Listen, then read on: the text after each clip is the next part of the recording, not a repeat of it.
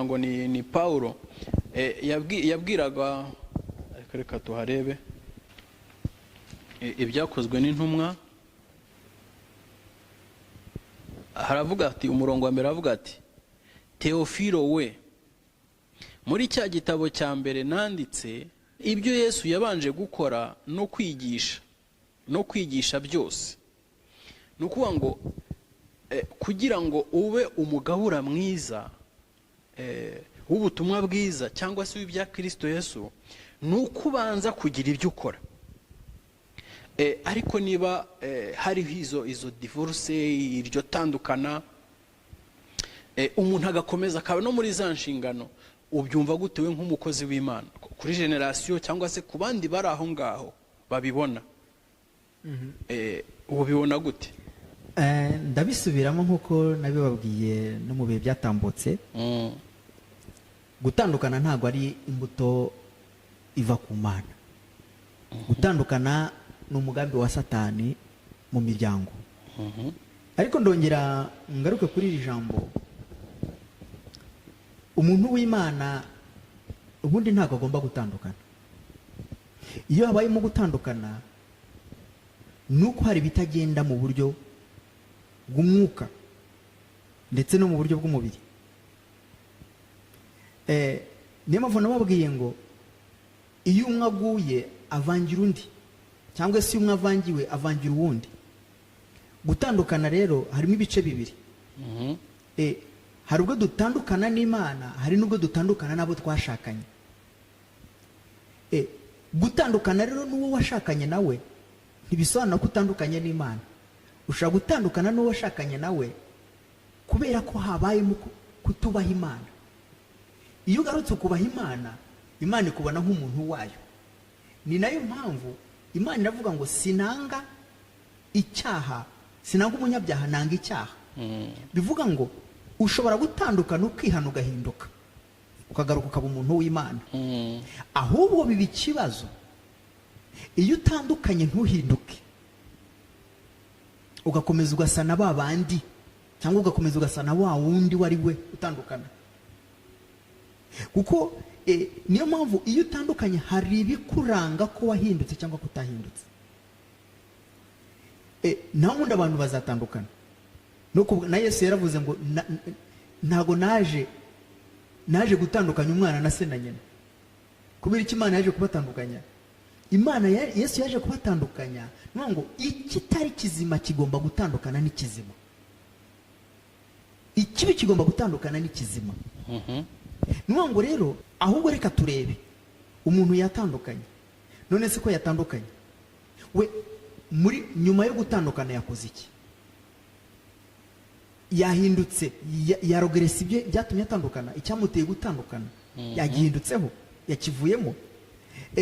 Ibyo nitubitekereza gutyo ko abantu batandukanye agahitamo umunyabyaha, ntabwo bishoboka. Kubera ko ushobora gutandukana ariko nyuma ugahinduka, ugakizwa, ukaba mushya, ukaba umuntu w'Imana, ugahamagarira abantu kubaha Imana kandi ukanubaha Imana. Gukizwa ni rimwe, no gukora icyaha ni rimwe. Niyo mpamvu ijambo ry'Imana rivuga ngo Satani amenya aho dukorera ibyaha ariko ntamenya hano dusohokera mu byaha. Ngo igihe nkora ibyaha ndi mu nzira ya Satani, ariko igihe nsohotse mu cyaha ninjiye mu nzira y'Imana. Niyo mpamvu ijambo ry'Imana rivuga ngo Imana ntiyanga umunyabyaha, yanga icyaha. Bivuga ngo ashobora gutandukana ariko akamenya muri kwa gutandukana kwe akaba ari naho Imana imusanga ikamubwira ati uri mu makosa, hinduka ukizwe. Dore kudakizwa kwawe byaguteye gutandukana, kutubaha Imana kwawe byaguteye kwica urugo rwawe, ariko hinduka kugira ngo urugo rwawe rwongere rwubakwe. Niyo mpamvu ijambo ry'Imana rivuga ngo byashoboka ko ngo naho igiti cyatemwa ngo gishobora kongera kwera imbuto ndetse ziruta iza mbere kandi cyari cyatemwe. Bivuga ngo rero icyo tugomba kwirinda ahangaha, tugomba kwirinda ibintu bibiri. Icya mbere tugomba kwirinda guca urubanza, icyo ni kimwe. Ikindi cya kabiri tugomba kureba imbuto z'umuntu icyo zibyara. Nimba uriya muntu yarakoze ibyaha ariko akihana agahinduka, aragaruka aba umuntu w'Imana. Niyo mpamvu niyo tugiye muri Bibiliya tubona umugabo witwa Dawidi. Dawidi yari umunyabyaha ariko yari azi guca bugufi imbere y'Imana agasaba Imana imbabazi. Ariko simbwiye abantu ngo nibajye gukora ibyaha bagaruka gusaba Imana imbabazi. Oya, ndabwira abantu guhinduka. Bivuga ngo ikintu cya mbere umuntu wese akeneye mu buzima ni ukumenya ko ari mu ikosa akarisohokamo. Iyo usohotse mu ikosa rero wongera ukaba mushya, ariko iyo ukiri mu ikosa ukomeza ukaba umunyamakosa. Ahubwo turebe abantu batandukanye, noneho umwuka wamuteye gutandukana n'ubundi aracyawukoresha naho ari. Aho niho hari ikibazo. Nimba wa muntu yaratandukanye kubera ko abeshya, agakomeza akabeshya kandi agakomeza agakora umurimo w'Imana, aho hari ikibazo. Nimba wa muntu ari igisambo akaba yaratandukanye kandi agakomeza akaba igisambo kandi agakomeza agakora umurimo w'Imana, aho ni ikibazo. Ariko nimba yatandukanye na bya bindi, nimba yatandukanye cyangwa se agakora yatandukanye n'ibyaha, ni ukuvuga ngo aragaruka aba umuntu w'Imana. Nta kimutandukanya n'Imana gihari, kubera ko icyamutandukanyaga n'Imana yakikuyeho, yakiretse. Niyo mpamvu inshingano y'umukozi w'Imana ni ukwigisha abantu gukora neza kugira ngo bave mu bibi. Niyo mpamvu iyo urebye Yohana yaje yigisha abantu kureka ibyaha. Yesu aje aza abatiza mu mwuka. Ese sa ngo inshingano y'umukozi w'Imana ni ugutanga impuguro mu buryo bw'uyu mubiri. None inshingano y'umwuka ni uguhindura wa muntu, umuntu w'Imana yahuguye. Ni nayo mpamvu nababwiye ngo nta mukozi w'Imana ufite autorite ku rugo rw'umuntu cyangwa se ku muntu, ahubwo afite impuguro ku muntu w'Imana. Ikindi kibazo mfite,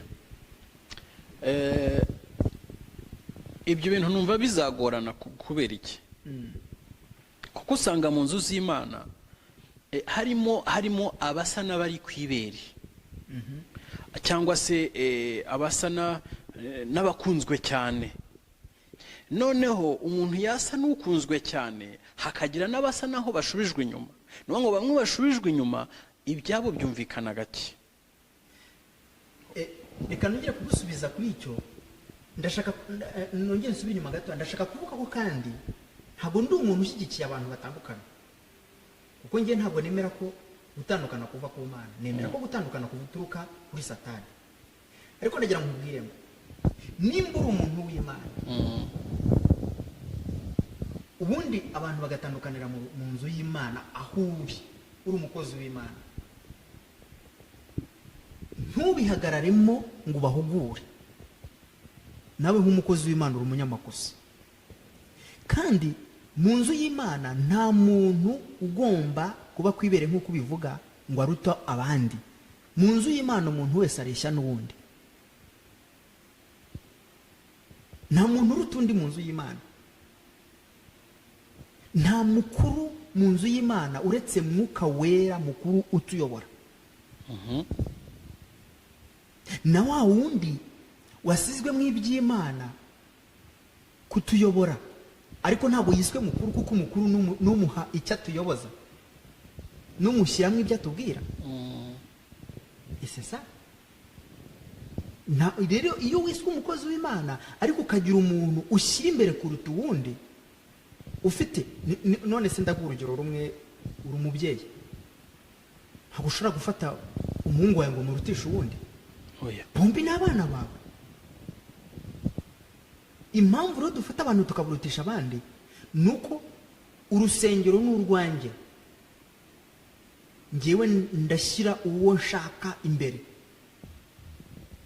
Wasohotse mu nshingano zo gukorera Imana, wagiye muri role yo kudirisha, yo kuyobora. ntabwo ukiri umukozi w'Imana ahubwo uri umuyobozi, kandi umukozi w'Imana ntabwo akwiye kuba umuyobozi kuko nawe arayoborwa. None se nimba niswe umukozi w'Imana kandi nkaba nyoborwa mu bantu b'Imana, urumva nakuyobora gute?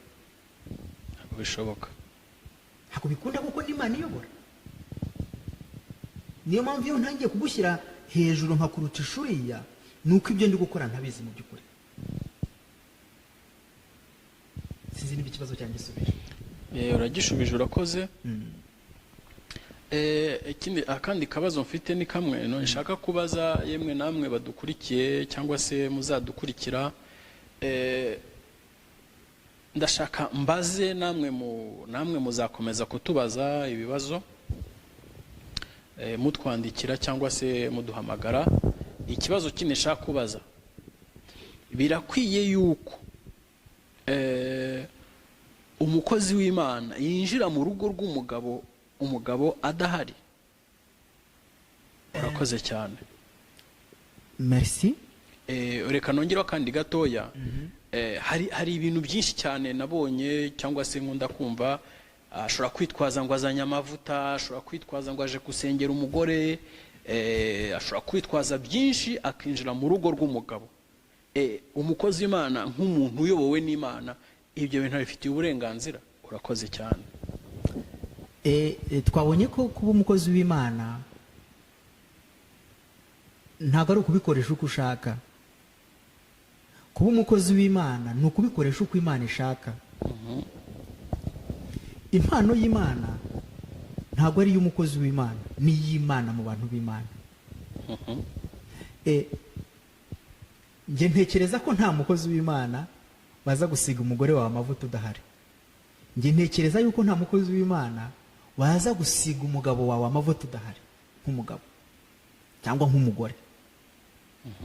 Kubera ko umukozi w'Imana inshingano ze ntabwo ari izo gutera confusion y'umuryango, ahubwo inshingano ze ni izo gukura confusion mu miryango. Amen. Njyewe ndumva umukozi w'Imana aje mu rugo rwawe ataguteguje, atakubwiye, utamuhamagaye, cyangwa umudamu atamuhamagaye amubwiye ati ntabara,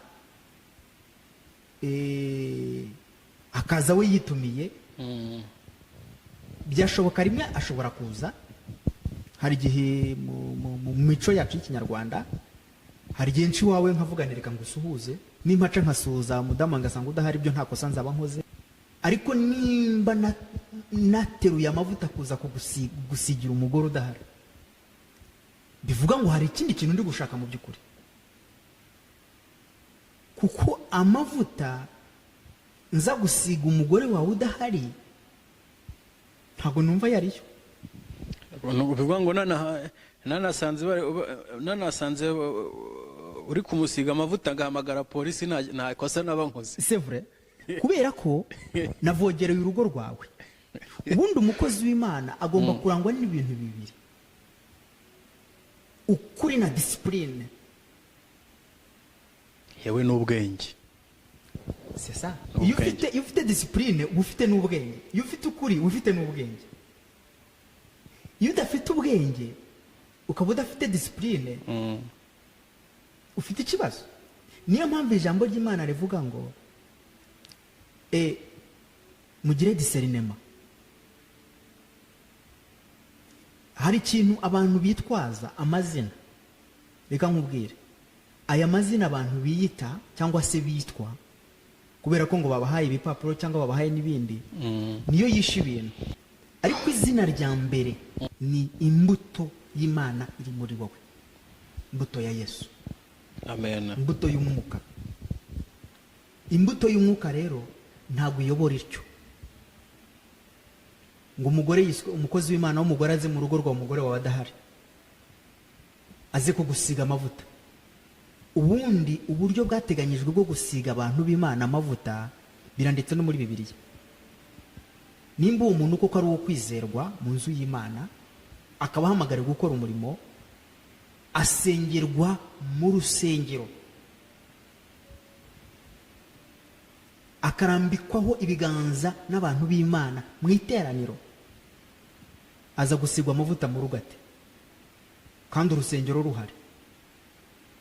Aho ngaho rero hagaragaramo ko hari ikindi kintu cyinshi inyuma aho ngaho, aricyo gituma uyu munsi abakozi b'Imana nyine bari gushinjwa ko basenya ingo z'abantu, kandi bari gushinjwa yuko basambanya abagore b'abandi, kandi bari gushinjwa ko bagusha abagabo b'abandi.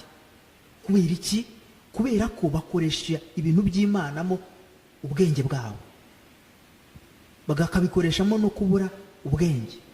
Ubundi njyewe iyo nje mu rugo rwawe ndaguhamagara nk'umugabo nkakubwira ndashaka kuza kubasura, nuko navuganye nawe cyangwa navuganye n'umugore wawe, ndashaka kuza kubasura, none nkaza kubasura mwese muhari. Nimba hari n'amavuta ngomba kubasiga nk'uko babivuga nkaye basiga, ariko ntago ntekereza ko ubundi amavuta ese ubundi abakora amavuta ni bande? Si abantu nkawe? Imizabibu ni bande bayihinga? Niyo narebye abahinga imizabibu uyu munsi usanga ni abantu batubahe n'Imana. Amavuta mukeneye uyu munsi ni amavuta aturuka mu ijuru, si amavuta aturuka mu mizabibu hano ababirigi bahinga ku isoko. Si ngombwa, no. Keneye amavuta aturuka ku Uwiteka Imana. None se ko twabonye Mose ahamagarwa, bakubwiye amavuta yasizwe? Mose ashyirwamo amagambo y'Imana, hari amavuta bamusize? Yeah.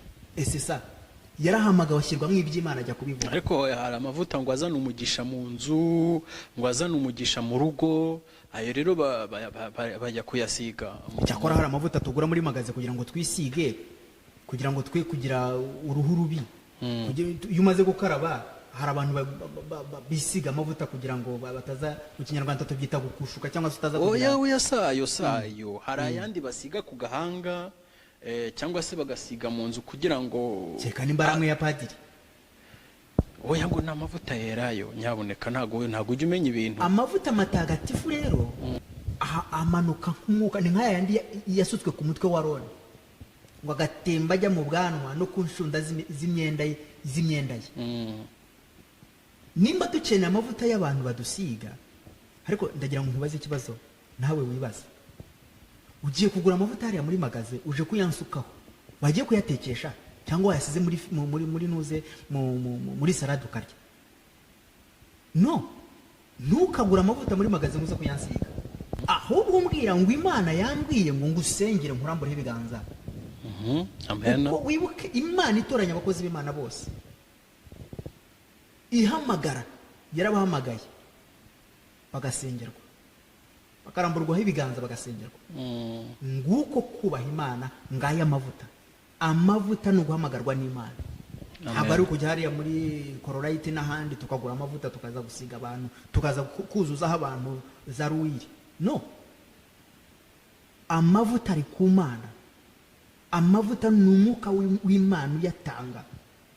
Nta magazi itanga amavuta y'umwuka, nta magazi itanga amavuta ahindura ubuzima bwawe, ahubwo magazi zitanga amavuta kugira ngo muryoherwe muri kwizine zanyu, ku meza yanyu. Ese tu nge nuko mbyumva. Urakoze cyane. Nongeye kandi kukubaza ikindi kibazo. Ndabibaza ni byinshi nubwo ntabikubariza byose icyarimwe uyu munsi, ariko ndashaka nkubaze urugo rurimo abantu babiri toujours, umugore n'umugabo.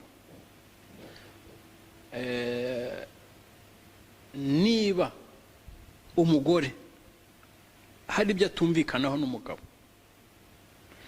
umuntu wo kuregerwa ahantu ugomba kurega umugabo wawe ni ku mukozi w'Imana, cyangwa ugomba kumenya uko ugomba kwikiranura n'umugabo wawe cyangwa se n'umugore wawe utarajya kurega umugabo wawe cyangwa se umugore wawe ku mukozi w'Imana? Ubundi uretse gato no nongereho ko wumva hariho abagabo bajya kuregwa, ugasanga umugore ararega umugabo ku mukozi w'Imana. Sinumva ikintu gitera kujya kurega umugabo, sinumva ikintu gitera kujya kurega umugore ku muntu wo hanze, ariko kandi mwebwe muhari mwagombye kurangiza ibintu byanyu. Uwumvira kumvira, utumvira akabireka, ariko utumvira ntiyumvira nta kundi wamugenza. mukumvikana mukishakamo igisubizo, umugabo atagiye kuregwa ku wundi mugabo. Ntekereza ko haba harimo kontakite yindi y'abo bantu bombi, ku buryo umuntu akwiyumvamo akakuregera undi. Urakoze cyane. ufite ntabwo babyita kurega.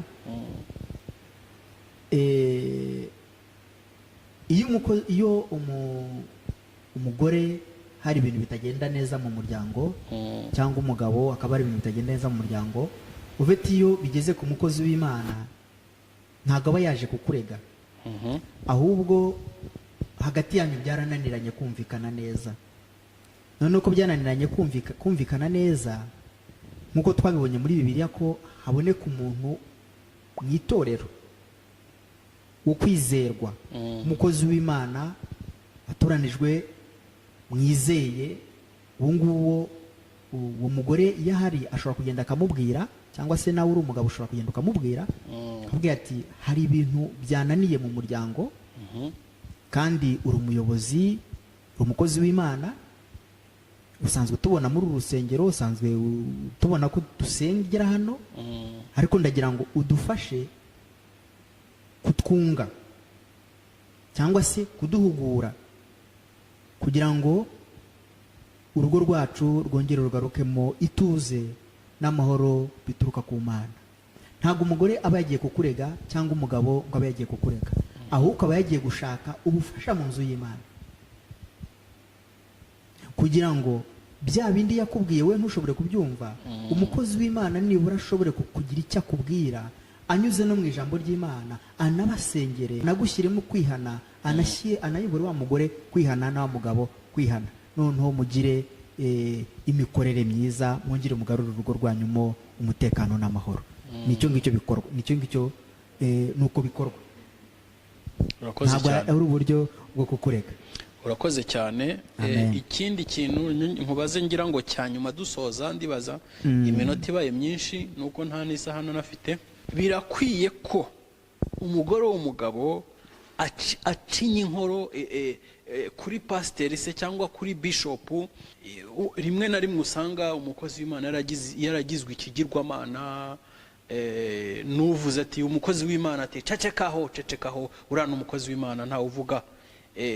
Birakwiye ko umugore w'umugabo akwiye kubaho acinya inkoro, kuko impamvu mbibaza, buriya Yesu yaravuze ngo iyo ntawe ukeza abami babiri. Nuvuga ngo niba ufite ubwami bwawe cyangwa se urugo rwawe harimo umutware, ukaba ufite undi mutware nawe wemera, bivuga ngo umwe muri abo aba arisika guhomba, aba arisika mbega gukundwa gake, cyangwa umwe akangwa umwe agakunda. Ariko niba bimeze bityo, hariho gukunda abo bombi babiri, ni ukuvuga ngo umwe aba ari muri risike. Birakwiye ko umugore akwiye guhora guhora acinya inkoro ku mukozi w'Imana. Ndashaka udusubize, kuko ibyo bintu kenshi bitera ikibazo. Ari usanga n'abagabo, ubona abagabo bafite ikintu cyo gucanganyikirwa se cyangwa urwikekwe.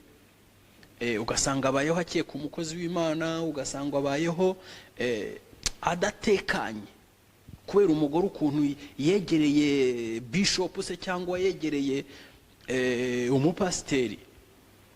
Ibyo bintu ubona bikwiye, cyangwa umugore yagombye kwita ku rugo rwe, akubaha iby'urugo rw'inshingano z'urugo rwe. Izo mu nsengero nabyo ni byiza ko zikorwa, ariko se birakwiye cyane ko kwiyatasha cyane ku mukozi w'Imana. Urakoze. Kwiyatasha ku mukozi w'Imana ntabwo ari bibi, ahubwo turebe impamvu imutera kwiyatasha ku mukozi w'Imana. Nimba umukozi w'Imana, nimba yiyatasha ku mukozi w'Imana, akaza wa mugore akagaragaza imbuto mbi mu rugo, nuko wa mukozi w'Imana natamufasha kuba umukristo.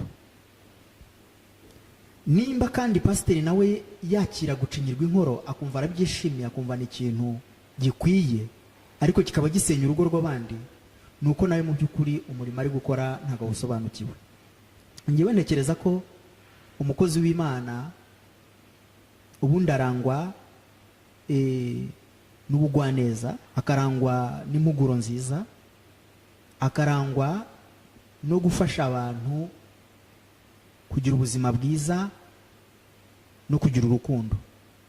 Kandi umukozi w'Imana arangwa n'uko mugubwa neza mu rugo rwanyu, mu ngo zanyu, kuko ni mugubwa neza mu ngo zanyu n'umurimo w'Imana uzarushaho kwaguka no kugenda neza. Nimugira amahoro mu rugo rwanyu, umurimo w'Imana muzawukora neza, kuko namwe muhamagariwe gukora umurimo w'Imana. Burya rero iyo habayeho ibirego cyangwa se pasiteri ijambo avuze niryo rigenderwaho mu rugo rwawe, ufitiwe ntukiri umugabo, urugo rwawe ruyoborwa na pasiteri. Icyo gihe rero byitwa ko pasiteri yavogereye urugo rwawe anyuranyije n'ubushake bw'Imana kandi anyuranyije n'ubushake bwawe nk'umugabo. Icyo ukora rero nk'umuntu w'Imana, hamagara pasiteri ukamwiyama ukabwira ati no, ntabwo urugo rwanjye ari urwo kuvogerwa. Uhamamagara ukamubwiza ukuri ati ibi ngibi, ibi n'ibi n'ibi n'ibi simbyemera mu rugo rwanjye. Ufite nimba uri umukristo ugomba kuba honete, ukabwira umukozi w'Imana. Ikibazo nuko mufata abakozi b'Imana nk'Imana. Iyo ufashe umukozi w'Imana nk'Imana, ni nacyo gituma nyine ibintu bigenda nabi, abantu bakajya hejuru. Numva iki ngiki ari ikiganiro twazongera gukora tukabisobanura neza. Umuntu w'Imana ntabwo abereho gusenya ingo z'abantu, ahubwo abereho kuzubaka no kuzitaho, kuzibungabunga. Niyo mpamvu Bibiliya ivuga ngo turi intama z'Uwiteka. Izo ntama rero nimba zifite umushumba, umushumba agomba kuzitaho, kuko intama ziguwe nabi, ni ukuvuga ko umushumba mu by'ukuri ntabwo ari umushumba mwiza. Umushumba mwiza rero intama zigubwa neza, zikamererwa neza. Ni nayo mpamvu uyu munsi dufite abantu benshi baca imanza. Harimo ibice bibiri. Hari abacira abakozi b'Imana imanza bari mu kuri, hari n'abacira abakozi b'Imana imanza batari mu kuri. Niyo mpamvu ushaka ko tuzagira indi mwanya wo kubivugaho. Ariko reka ntaguciye mu ijambo, nyine ni rwa rwikekwe. Ni rwa rwikekwe umuntu agashaka kuba, umuntu akabireba akabona bitari normal, akabona ibyo bintu ntibisanzwe. Akabona ukuntu uwo mukozi w'Imana yitaweho kandi mu rugo iwe batajya bamwitaho. Ibyo bintu no yabona harimo diferanse, akavuga ati no, ibi bintu uyu mukozi w'Imana hari ibyo aziranyeho n'umugore wanjye, uyu mukozi w'Imana. Ugasanga ntabwo umugabo yizera, kandi bituruka kuki? Bituruka hahandi nakubwiye ngo kwigisha umwe undi utamubona. Reka ngusobanurira aho ngaho ntaguciye mu ijambo. Ni uburyo abakozi b'Imana batanze message. Ikibazo ntabwo ari uriya mugore cyangwa ikibazo ntabwo ari uriya mugabo. Ikibazo ni uriya mukozi w'Imana watanze message mbi. Kubera iki mvuze ko umukozi w'Imana yatanze message mbi? Twebwe twagaragaye imbere y'abantu b'Imana nkaho ari twebwe Imana. Noneho rero iyo ugaragaye imbere y'abantu b'Imana ugaragaza ko ari wowe ukomeye, icyo bagomba gukora cyose ari cyo ugomba kubayobora, kandi ukabaho uhindisha abantu umushyitsi, ufite uburi ikibazo. Uburi ikibazo ni gute ubundi nk'umuntu ubundi nicyo cyubahiro nta nubwo umukozi w'Imana yacyakira. Njye ntabwo nshobora kuza mu rugo rwawe ngo banyakire kuruta uko mbona bakwakira ngo njye mbyemere. Icyo gihe njyewe ubikoze gutyo nk'umukozi w'Imana, icyo nkora ni iki rero? Njyewe mpamagara wa mudamu wawe nkamubwira nti iyi myitwarire n'iyi nabonye mu rugo rwawe ntabwo nayishimye. Ntabwo ari ko umuntu w'Imana abaho cyangwa se akora. Ubundi umukozi w'Imana mwiza uyobowe n'Imana, ukoreye Imana, nuko agomba gukora kandi nuko agomba kwitwara. Kandi icyubahiro ntabwo tugiha abantu b'Imana, tugiha Imana. Rero iyo icyubahiro cy'Imana watangiye kugiparataja n'Imana, uba watangiye kuba umukozi w'Imana udasobanukiwe mu by'ukuri inzira urimo gucamo cyangwa urimo kujyanamo abantu. Urakoze cyane. Reka turebe n'ijambo ryo muri Timoteyo wa mbere ibice 4 umurongo wa 12 aravuga ati ntihakagire uhinyura ubusore bwawe ahubwo ube icyitegererezo cy'abizera ku byo uvuga no ku ngeso zawe no ku rukundo no ku kwizera no ku mutima uboneye kugezaho hano ni Paulo wandikiraga Timoteyo avuga ngo kugeza igihe hazazira nuwa ngo umukozi w'Imana umuntu arinda amusubsona cyangwa se umuntu arinda amutekerezaho kugute nibyo nyine nakubwiraga ni image yatanze nibyo nakubwiraga ntago umurimo we inshingano ze ntago zikora neza iyo ufite inshingano y'Imana ntago ubundi umukozi w'Imana agomba kuba indakemwa agomba kuba ari umuntu wo kwizerwa agomba kuba ari umuntu udafite umutima utanya abantu ahubwo agomba kuba afite umutima wo guhuza abantu. Amen. Rero iyo yinjiwemo n'umwuka wo gutanya abantu ni ukuvuga mu by'ukuri ko ntabwo ari umukozi w'Imana. Ni ukuvuga ngo ntibikwiye ko umukozi w'Imana aba kuri kote imwe indi ntayibeho. No, kuko mwembi muri abantu b'Imana, kandi iyo afite ubutumwa bw'umugore wawe ni uko aba afite n'ubutumwa bwawe, kuko mwembi muri umwe, wowe n'umugore wawe muri umwe. Iyo azanye ubutumwa bwawe aba azanye n'ubutumwa bw'umudamu wawe. Ikindi kibazo nshaka kukubaza, ese muri twebwe intama ntihaba hariho intama igayisha iyindi? Kubera ko niba hariho ko wowe mukozi w'Imana utanyiyumvamo, ariko ukiyumvamo umufasha wanjye, aho ntihaba hari ikibazo? Mvuga ngo nshobora kuba ngewe nisempatiza kuri wowe, ariko umugore wanjye ntabibashe, bikaba byatera yuko wagira amarangamutima. Ntabwo ntekereza ko bishoboka. Mpamvu ntekereza ko bidashoboka ni iyi ngiyi, nk'uko twabonye ko hari igihe umugabo aba adakijijwe cyangwa umugore adakijijwe, ariko umwe akaba akijijwe. Kandi iyo umwe akijijwe undi akaba adakijijwe, imyuka aba ari ibiri nyine. Ndewe icyo nkubonamo ni ikindimo, ikindimo kirwanya ikikurimo. Ntabwo burya abakozi b'Imana, hari abakozi b'Imana babeshyerwa bagashinjwa n'ibidahari, hari n'abakozi b'Imana bavugwa iby'ukuri bihari, bikaba ari ukuri bikanagaragara. Ariko dutekereje neza tugashyira ibintu byose, wowe ugomba kubanza daboro kumenya umugore wawe, ugomba no kubanza daboro kumenya umugabo wawe. Ikibazo kiri hagati yawe n'umugabo wawe, ikibazo kiri hagati n'umugore wawe. Ese tu rero aho ngaho niho witubonera intege nke z'umugore wawe cyangwa intege nke z'umugabo wawe. Kuko umukozi w'Imana ashobora gukora umurimo w'Imana, ariko kubera kutubaha Imana ukabona uriya mugabo ibyaha kandi atari mu byaha. Umukozi w'Imana ashobora gukora umurimo w'Imana ukabona uriya mugore ibyaha, ariko mu by'ukuri atari mu byaha. Navuze ku mpande zombi. Umukozi w'Imana ashobora kugaragara nk'umuntu mubi ariko atari umuntu mubi. Ikindi ntuze kwirengagiza ko hari abantu babereyeho gusebya abandi cyangwa se gutanga amasura mabi ku bandi. Abo barahari mu nzu y'Imana, abo barahari no mu miryango. Ikindi ntuze kwirengagiza yuko kandi Imana ikoresha abantu na Satani agakoresha abantu. Ahubwo turebe niki gitera izo ntambara, niki gitera uwo mwuka kuza mu rusengero, niki gitera uwo mwuka kuza mu rugo. Ese abakozi b'Imana bo bahagaze bate? Ese urwo rugo rwo ruhagaze gute ubwo ubwarwo? Akandi kanyuma dusoza mu rugo rw'umugabo, ndavuga ku mpande ebyiri, harimwo umugore udashobora kumvira umugabo na rimwe kandi akorera Imana. Hariho umugabo nawe ramemushoze nawe udashobora kumva icyo umugore amubwiye kandi akorera Imana.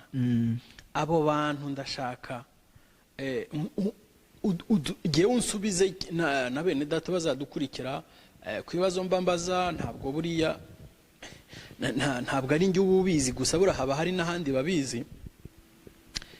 Abo bantu koko vrema bahagaze imbere y'Imana. Niba twabonye ko Imana iguhamagaye ikweza, niba twabonye ko ugomba kuba utunganye, kuba uri nta makemwa mu ngeso, kandi mu ngeso harimo kumvira, mu ngeso harimo kubaha, mu ngeso harimo kwitonda, ari nazo kenshi Imana idukeneyeho nk'abantu b'Imana cyangwa se abazabona ubwami bw'Imana. Mbwira cyangwa se nsubiza aho hantu, abo bantu bahagaze mu nzira y'Imana koko? ntabwo nakubwira ko bari mu kuri, kuko ukuri kurigaragaza, kandi iby'Imana birigaragaza. Iby'Imana ntushobora kubibeshya. Burya reka nkubwire, nimba hariho ikintu cyihuta ku isi ni ikinyoma. Ariko njyanjye nkunda kuvuga ngo ikinyoma kizamuka muri esanseri, ariko ukuri kuzamuka muri esikariye. Ariko ukuri aho kugereyeyo kwerekana realite. Ikintu uyu munsi kiduteye ibibazo ni uko kenshi ibyo twe twibwira tubifata nk'ukuri, kandi nta kintu nabonye gishukana nk'amarangamutima y'umuntu. Amarangamutima y'umuntu kenshi yumvisha umuntu ko ari mukuri. Ariko nimba hari ubuyobozi dufite Yesu, dufite ijambo ry'Imana, dufite Mwuka Wera, ntabwo nibwira ko umugabo cyangwa umugore cyangwa se umukozi w'Imana afite ubushobozi cyangwa se afite imbaraga zo kurwanya urugo rwawe cyangwa se urugo rwanjye, akongera akagaragara nk'umuntu w'Imana, akongera akitwa umuntu w'Imana. Ntabwo ntekereza ko ibyo ari ukuri. Nta nubwo bishoboka. Nta muntu w'Imana witwara gutyo. Nge ndagira mbwire ko ibyo wambwiye byose, nta mukozi w'Imana ugomba gusenyera mugenzi we, nta mukozi w'Imana ugomba kurwanya mugenzi we, nta mukozi w'Imana ugomba kwishimira ibibi bya mugenzi we. Ahubwo umukozi w'Imana yagakwiye kubabazwa n'ibibi mu rugo rwawe. Nta mukozi w'Imana ugomba kuza kurwanya urugo rwawe, uko agomba kuza kubaka urugo rwawe. Urakoze cyane. Bene data rero mwumvise ibibazo nagerageje kubaza umukozi w'Imana, twagerageje kuganiraho. Twashaka kumenya niba, twashaka kugira ngo dusobanukirwe niba abakozi b'Imana bo nta ruhare bagira mu gutandukana kw'ingo se cyangwa gusenya ingo z'abandi. Yaduhaye ibisobanuro byinshi, namwe mwakomeza kuduhugura kuri za message, kuri komanteri. Ubwo rero ikiganiro cyacu kikaba kigeze ku musozo.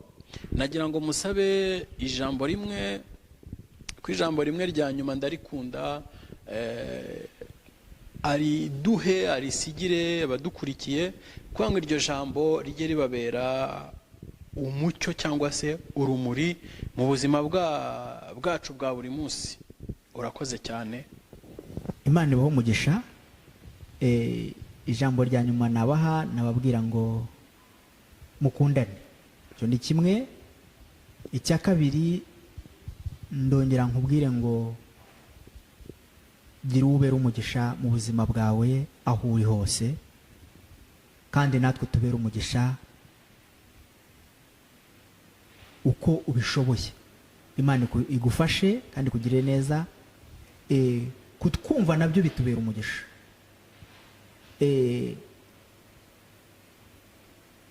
Kudusengera nabyo bitubera umugisha. Dukeneye ibintu bibiri kuri wowe ngo tubere umugisha natwe. utubere umugisha utwumva kandi utubere umugisha udusengera. Nanjye nifuza kubabera umugisha mbasengera kandi mbumva mu byo mutubwira no mu byo mutubaza byose. Imana ibaha umugisha. Murakoze cyane rero. Imana ibaha umugisha, Imana ikomeze kubishimira muri byose kandi mukomeze gukundana nk'uko abivuze, mukomeze kubaka ingo zanyu kandi ndababwira ngo mukomeze kwishingikiriza kuri Kristo. Ijambo riri negatifu rive mu kanwa kanyu. Ntiturageraho Satani adatera ibuye, mwimuha agahanga. Satani yazanywe no kwica no kurimbura, mwimuha urwaho, mwimubererekera. Rero Satani adatera ibuye, twebwe turashaka kuhaba kandi tumutsinde. Ijambo riratubwira ngo mumurwanye kandi azabahunga. Ntabwo tugomba kwishingikiriza ko tugomba guterwa amabuye na Satani. Mu izina rya Yesu turabyanze. Imana ibaha umugisha muri byose. Ikiganiro cyacu tugisoreje aha ngaha naho butaha. Amen.